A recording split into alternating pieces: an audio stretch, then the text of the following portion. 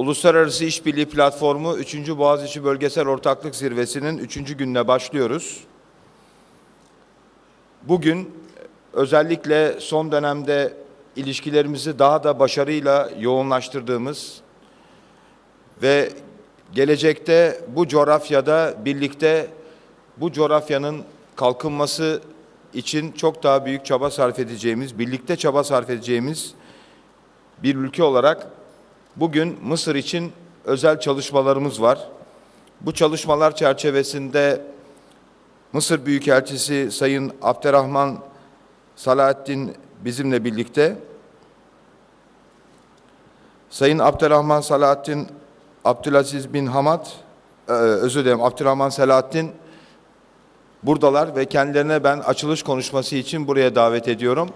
Kendileri 10.30'da dönmeleri gerekiyor. O yüzden buyurun Sayın Büyükelçi.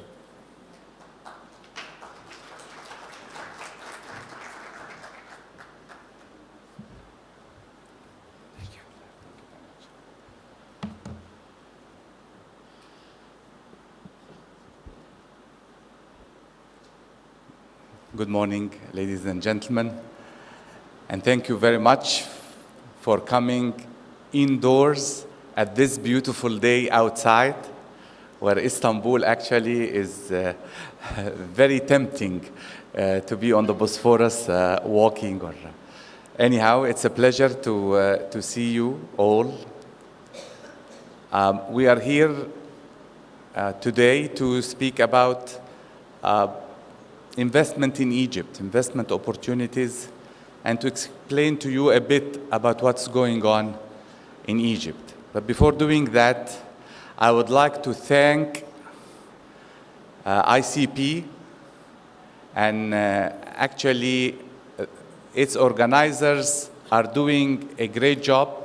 For a third year in a row, I am participating in this very distinguished forum. And I'm finding it every year bringing more intellectual insights and also expanding to new regions and to new aspects of our regional and international cooperation. I'm very happy to be here for the third year. I'm very thankful for Arshad Behor Muzlu, who is actually playing not only a key part in organizing this, but also a key role in bridging between the diplomatic community of the Arab world and the Turkish society, investment and decision-making circles. He's not here today, he's representing President Gül somewhere, but I really would like to recognize his unique role that he's been playing to bringing closer Turkey and the Arab world. I'm also indebted to Nuzhat Bey Kandemir for introducing me the first time to ICP 3 years ago. And I think he's going to be our moderator today. Cengiz Bey and his staff did a wonderful job in organizing this event. Anyhow, I want to brief you first and make you up to date about what is going on in Egypt. Because I think this is a question in the minds of many of you watching the news. And in Egypt, we have agreed, both those who are supporting the government and those who are in the opposition, both have agreed to go to a referendum on our new constitution. Even though there are many who oppose it, but there was agreement between them and those who support it to make the ballot box decide on their behalf.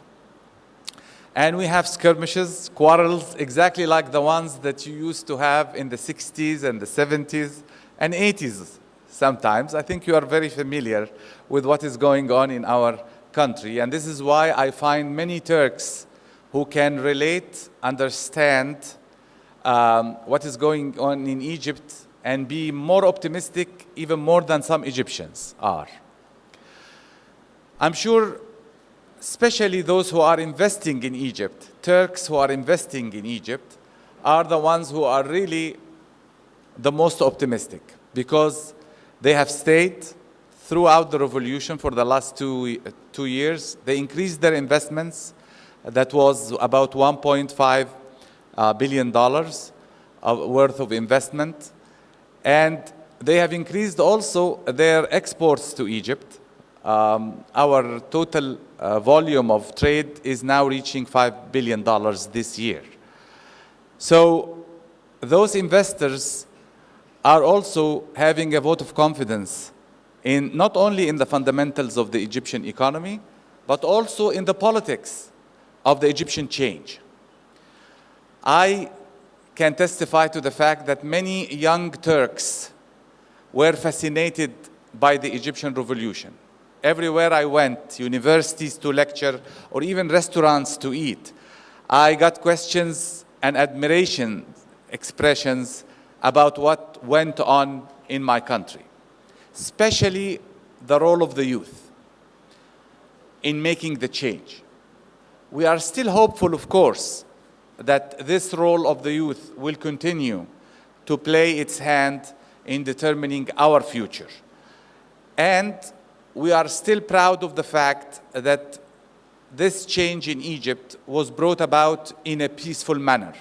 Of course, with some casualties and loss of life, but it was kept to a minimal, especially when we compare it to our neighboring countries. This is why Turkey was very supportive of the Egyptian revolution from the very beginning. And Turkish leaders made it quite clear, open, and public that they have stakes in the success of the Egyptian revolution. And they continued actually to lend this support not only politically, but also in terms of economics.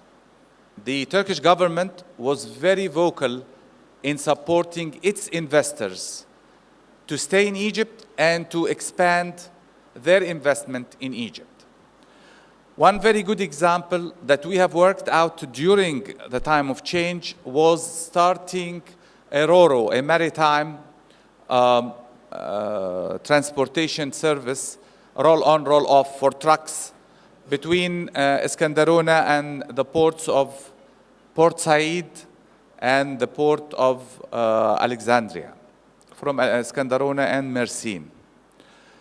And the Turkish government was very supportive, and it has subsidized each truck with a good sum of money that would make it still beneficial and economically feasible to transport European goods and Turkish goods to the Gulf via Egypt. This is another dimension of our cooperation that was not explored before the revolution. We were only limited of hosting your investments in conventional areas like textile, like petrochemicals, food products, etc. Right now, we are going into new areas. Today, actually, after leaving you, I'm going to address the Black Sea Economic Summit here on the Asian side of Istanbul, exactly to promote this point. Turkey can serve as the link between Egypt on one hand and the whole Mediterranean and the Gulf markets and the Black Sea markets as well, through these RoRo services that you have with many Black Sea ports and we have with many of our immediate neighbors. Of course, many of the Turkish investors thought of Egypt always as a gateway to other markets. Not only our expanding big market of $85 million, 85 million Egyptians, most of them are young people, but also beyond to 900 million in the Comesa market, for example, in Africa. And even beyond with the 300 million Arabs. What I'm trying to see here is also the potentials for Egypt to look at Turkey as a gateway to other markets, to the Caucasus, to the Balkans, to Southern Europe. And the Syrian crisis provided us with actually a good motivation to do so when we started this RoRo service to bypass the troubled area in our brother country in Syria. There is one thing that's helping us tremendously, that the two countries see the world through the same eyes. Politically speaking, we have identical foreign policy goals. And I would dare to say that this was the case even before the revolution. But it even was strengthened and reinforced after the change in Egypt. Turkey and Egypt have the same position when it comes to the Arab-Israeli conflict. It should end peacefully. Israel should withdraw from its occupied territories in 1967. The Palestinians should establish their state on those occupied territories and with East Jerusalem as its capital. No Turk would disagree with that. No Egyptian would disagree with that. The same would go for things like the nuclear non-proliferation and other issues. But what is most important, that Turkey is not controversial. Cooperation with Turkey is not a controversial issue in Egypt. Probably one of the very few subjects that every Egyptian would agree with, that cooperating with Turkey politically and economically is a must. I'm very happy to see the same thing here. Also, you almost don't agree on anything, except for very few. And one of them is cooperation with Egypt. When my President Morsi, visited this country, your country, 2 months ago, only for 12 hours, he came to address the AK Party convention. But at the same time, he met with the JHP leaders and others. And every party leader told him that relations with Egypt is the best successful example of Turkish foreign policy. I'm very proud of this fact.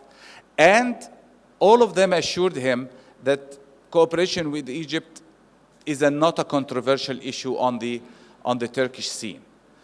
One last word about potentials in the future. We don't want to limit ourselves to the $5 billion of trade that we have.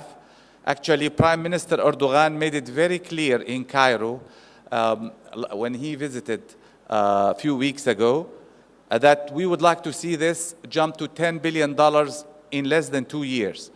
And these are not just hypothetical numbers that we give there. Through our political turmoil in the last couple of years, we were able to increase the trade 30% and another 30% in the 2 troubled years. And I think very easily we can do the $10 billion target. Investment, we also agreed together that we should increase the Turkish investment from $1.5 billion to 5 in 2 to 3 years' time. And there we have many successful stories to tell. One of them actually will be represented by Osman Bey, representing Polaris. And I believe that we will have even more potentials for new areas. Without revealing names, but existing investors in Egypt, for example, who used to only do textile, are now looking into mining, coal mining, power stations, and also trying to produce energy, renewable energy from new sources. I think also many of the areas that we can expand on are areas that would need joint research and development. And there, many of the Egyptian universities are interested in the Turkish pioneer experience with technoparks.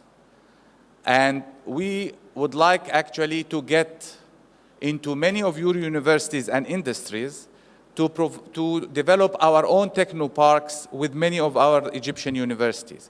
There too, Turkish industry can look into new areas, not only to service Turkish investors and industrialists in Egypt, but even beyond, to have some spin-off also to serve Turkish industries here, around here, at the same time. It's about time also for the two countries to look together into new markets beyond just our limited scope of the Middle East. In Africa, we shouldn't limit our joint effort to exports and promoting our products there. I think we should be looking into some projects on the ground there in Africa, where we can work together to produce food and work in agricultural products, and also help our African brothers develop some of their underdeveloped sectors. And there is a great potential there. In some troubled areas like Somalia and others, and Turkey is really taking a good lead there. I think in Central Africa and in Eastern Africa, there is a great room of improvement of our joint cooperation. I would like to stop here in order to allow the other panelists and also to allow you a question and answer period. I'm sure you have many for us. Thank you very much.